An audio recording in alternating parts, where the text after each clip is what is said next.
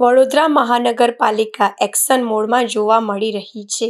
વડોદરા શહેરમાં ચોમાસા દરમિયાન વરસાદી પાણી ભરાવાની સમસ્યા ન સર્જાય તે માટે તંત્ર દ્વારા પ્રી મોન્સૂન કામગીરી તેજ કરી દેવામાં આવી છે, જેના ભાગરૂપે આજે વડોદરાના મેયર, સ્ટેન્ડિંગ કમિટીના ચેરમેન, સ્થાનિક કોર્પોરેટરો અને ઉચ્ચ અધિકારીઓનો કાફલો એમએડ યુનિવર્સિટી ખાતે આવેલી ભૂખી કાસની કામગીરીની સમીક્ષા કરવા માટે ગ્રાઉન્ડ ઝીરો પર પહોંચ્યા હતા।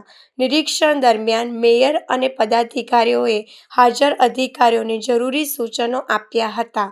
તેમણે જણાવ્યું હતું કે વરસાદના સમયે નાગરિકોને પાણી ભરવાની સમસ્યાનો સામનો ન કરવો પડે તે રીતે નિકાલની વ્યવસ્થા સુદૃઢ કરવામાં આવે।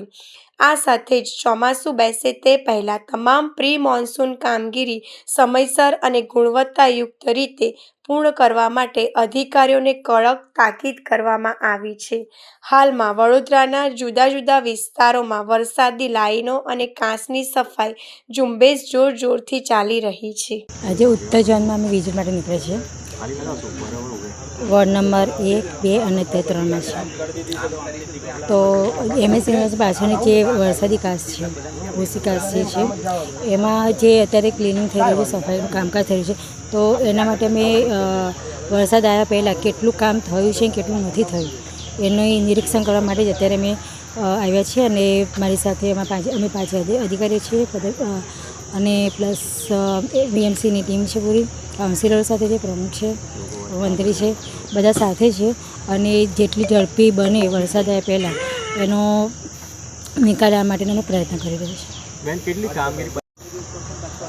ચોમાસું નજીક છે એટલા માટે જ પૂરી ઝડપે કામ થાય એના માટે જ અમે લોકો અત્યારે નીકળ્યા છીએ। અને એમના અધિકારીઓના બી સૂચન, તેના કાઉન્સિલરના, વિસ્તારના લોકોની સલાહ સૂચનથી અમે આગળ કામ કરીએ છીએ કે જેથી કરીને વરસાદનું પાણી લોકોના વિસ્તારોમાં પ્રસરે નહીં। અધિકારીને કોઈ સૂચન આપ્યું? અધિકારીઓને ખાલી જણાવ્યું છે કે જેટલું ઝડપી બને એટલું કામકાજ કરે અને જ્યારે ક્લિનિંગ થઈ રહ્યું કચરું જે બહાર ફેંકે છે, જે લોકો ઘણા લોકોના ફોન આવે છે કે ઠેર ઠેર કચરાઓ પડ્યું છે, આ છે, તો એની સફાઈ માટે બી તકેદારી રાખવા માટેની જાણ કરી છે।